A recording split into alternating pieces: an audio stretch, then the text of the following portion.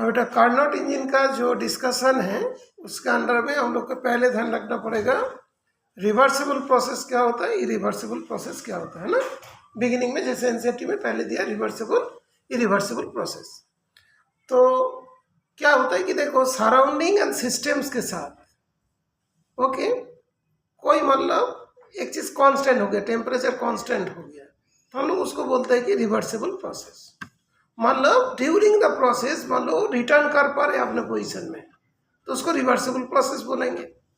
Physical process के अंदर क्या होता है, जैसे स्प्रिंग है उसको कंप्रेस कर दिया, उसे छोड़ दिया तो फिर वो एक्सटेंडेड हो गया, अपने पोजीशन में वापस आ जाता है। लेकिन रास्टिंग ऑफ आयरन हो तो वापस नहीं हो पाता है, बर्निंग ऑफ कोल हो तो वापस नहीं हो सकता है, that is called irreversible process. तो रिवर्सिबल इरिवर्सिबल प्रोसेस। अभी इसके बाद वाला टॉपिक होता है कार्नोट इंजन। कार्नोट इंजन क्या है, एक आइडियल हीट इंजन है, मतलब रियलिटी में नहीं है, आइडियल हीट इंजन ओके, वो थियोरिटिकल कॉन्सेप्ट है। तो कार्नोट इंजन को कैसे हम लोग डिस्क्राइब करेंगे, उसके अंदर क्या क्या मतलब जो पार्ट्स होती है। तो कार्नोट इंजन को डिस्क्राइब करने के लिए हम लोग 4 बेसिक चीज को ध्यान रखेंगे। एक सिलेंडर, उसके अंदर एक आइडियल गैस होगा that will be the working substance. एक होगा सोर्स जहां से मतलब हीट कलेक्ट किया जाएगा, और सिंक जहां पे हीट दिया जाएगा, और मतलब सिलेंडर को कभी रखना है तो सिलेंडर को अनदर एक इंसुलेटिंग स्टैंड है उसको रखा जाएगा। मतलब क्या है, जैसे यहाँ पे सिलेंडर है, वर्किंग सब्सटेंस है, इंसुलेटिंग स्टैंड है, सारे लिखा गया, सबका अलग अलग क्राइटेरिया है। जैसे मान लो इसको हम लोग देखें, ये हो गया वर्किंग सब्सटेंस, यहाँ पे गैस है, ये सिलेंडर है, इसके जो वॉल है सिलेंडर विद कंडक्टिंग बेस, ये वाला बेस तुम्हारा कंडक्टिंग है, और वॉल जो है वो इंसुलेटिंग है। बेस मतलब ये वाला पार्ट ओके, बेस जो है ये वाला पार्ट है, इसका जो बेस होगा ये वाला कंडक्टिंग होगी और ये वाला इंसुलेटिंग होगी। सिलेंडर की वॉल्स है सभी इंसुलेटेड होगी कंडक्टिंग। हाँ बेटा, वॉल्स जो है सारी इंसुलेटिंग होगी कंडक्टिंग। इंसुलेटिंग, और बेस क्या होगा, कंडक्टिंग ओके। तो बेस इधर से घुमा के लिख देना बेटर रहता है, ठीक है बेटा। और उसके अंदर जो गैस होगा वो क्या था, आइडियल गैस होगी, that is the working substance. दूसरी बात है कि सिलेंडर के वाला ये हुआ वर्किंग सब्सटेंस, आइडियल गैस हुआ, इधर पर होता है सोर्स जहां से मान लो हीट लिया जाएगा। सोर्स का भी क्या होगा, इनफाइनाइट थर्मल कैपेसिटी होना चाहिए, दैट मीन्स जितना वहां से हीट हम लोग आउट करेंगे उसका टेम्परेचर रिमेन सेम। तो दैट मीन्स जब सिलेंडर को यहाँ पे हम लोग रखेंगे that will be isothermal process. Cylinder को हम लोग जब यहाँ पे रखेंगे that will be isothermal process. तो सिस्टम के अंदर सिलेंडर के अंदर क्या होगा, हीट पहुंचेगा, लेकिन दोनों का temperature will be remaining same.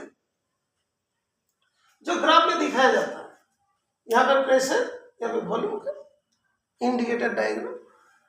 तो यहाँ पे ये पॉइंट में क्या हुआ, P1 V1 T1 था, आइसोथर्मल एक्सपेंशन होगा गैस का। गैस का जब सिलेंडर में था ना वो P1 V1 T1 था।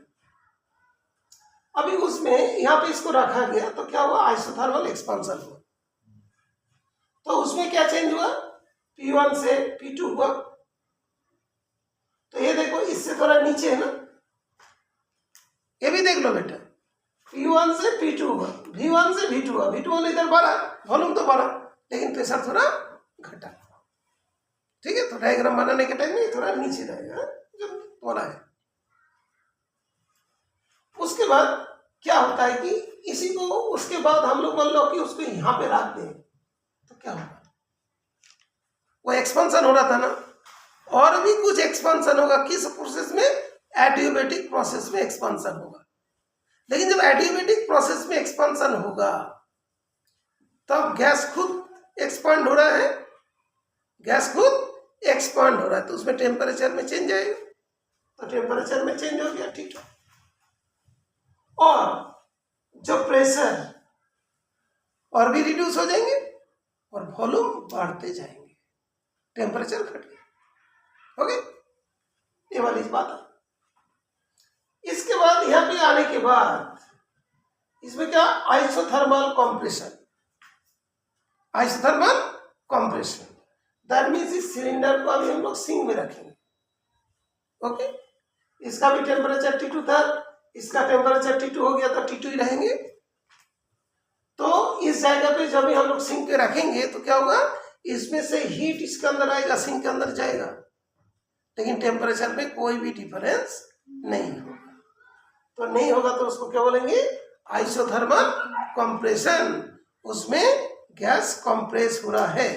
वंशिका क्या कर रही है, फिर गलत लिखेगी एग्जाम में, डायग्राम तो बाद में बन जाएगी। डायग्राम तो इसलिए बना लिया कि एक्सप्लेन कर देंगे, बाद में घर में कर लेंगे, घर का काम भी यहाँ पे कर रहे हो, है ना। अच्छा, कोई बात नहीं। क्या बोला था मालूम है तुम्हें? इसीलिए हमने रिकॉर्ड कर दिया और नहीं बताएंगे। अच्छा, दूसरा टी से ये में क्या, इसमें कब हुआ, जब इसको उठा के फिर इसके ऊपर रखा, तब क्या होगा, ये जो प्रोसेस है एडियोमेटिक कंप्रेशन, गैस धीरे धीरे धीरे कंप्रेस होगा, लेकिन हीट का कोई चेंजेस नहीं होगा, बिकॉज इंसुलेटिंग पैड के ऊपर रखा गया है।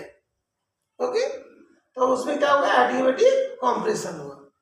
कंप्रेशन होने के बाद उसमें क्या पोजीशन होगा, ओरिजिनल पोजीशन में वापस जाएगा। दैट मींस साइक्लिक प्रोसेस हो रहा है। प्रेशर P1 में, वॉल्यूम V1 में और टेम्परेचर T1 में फिर पहुंच जाएंगे। ओके, तो अभी हम लोग ये जो प्रोसेस देखा, इसमें क्या क्या चीज हुआ, 2 बार आइसोथर्मल प्रोसेस, 2 बार एडियोमेटिक प्रोसेस। आइसोथर्मल प्रोसेस में क्या है, 2 बार एक्सपेंशन, 2 बार कंप्रेशन। जैसे isothermal expansion, isothermal compression, adiabatic expansion, adiabatic compression. तभी तो ओरिजिनल पोजीशन में पहुंचेगा।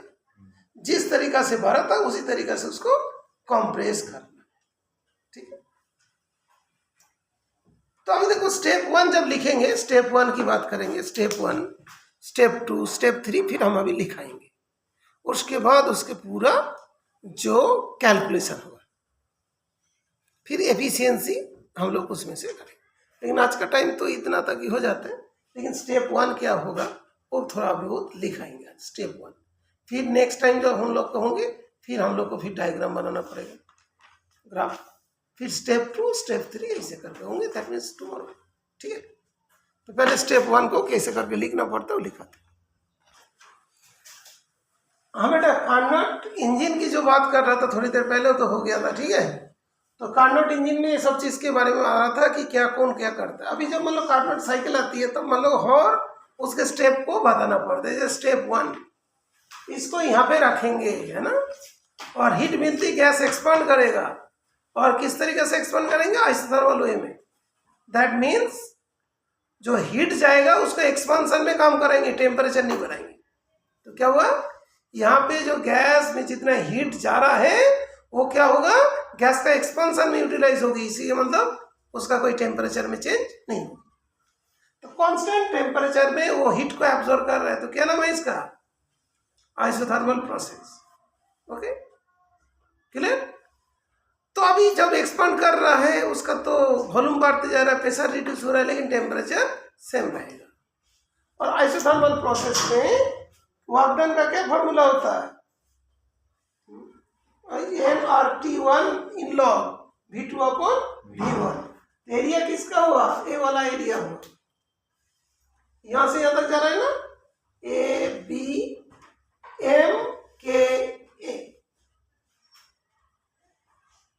तो आज तो हम लोग स्टेप 1 पढ़ लिया, तो स्टेप 2 जब पढ़ेंगे तो फिर ये डायग्राम बनाना पड़ेगा। तो कल ही हम लोग पढ़ेंगे, ठीक है। स्टेप 2, स्टेप 3, स्टेप 4, फिर उसका एफिशिएंसी के बारे में आ जाएगा। आज ओनली स्टेप 1 तक ही हुआ।